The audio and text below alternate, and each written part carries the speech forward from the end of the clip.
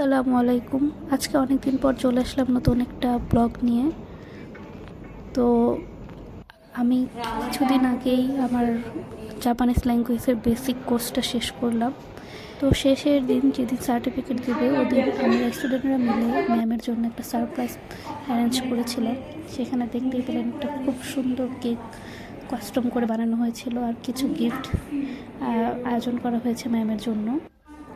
তো আমরা এখানে ম্যাম আসার আগে বোর্ডে একটু সাজানো হচ্ছিল, এখানে কংগ্রাচুলেশন লেখা হচ্ছিল। তারপর স্টুডেন্টরাই নিজেদের মতো করে করছে। তারপর আমরা নিজেদের নাম লিখলাম জাপানিজ ভাষায়। তো একটু পরে ম্যাম আসার পর আমরা ম্যামের সামনে কেক আর গিফটগুলো রেখেছিলাম। ম্যাম দেখে আসলে খুব সারপ্রাইজ হয়ে গিয়েছিল। ম্যাম গিফটগুলো আস্তে আস্তে একটা করে দেখছিল। আর এখানে একটা স্কুইশি দেওয়া ছিল, স্কুইশিটা দেখে ম্যামের রিয়াকশনটা দেখতেই পেলেন।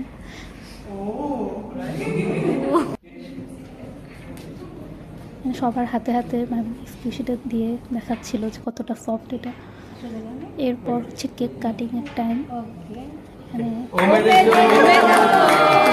হচ্ছে সবাই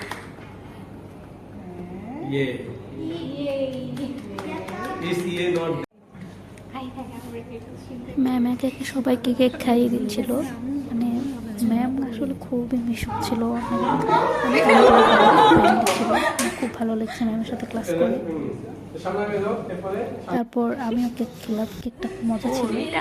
এরপর সার্টিফিকেট দেওয়া হয়েছে, সার্টিফিকেট ক্লিপটা নেওয়া হয়নি।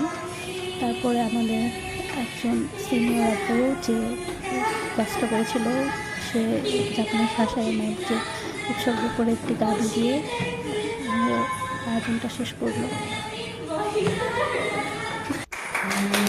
এই পর্যন্ত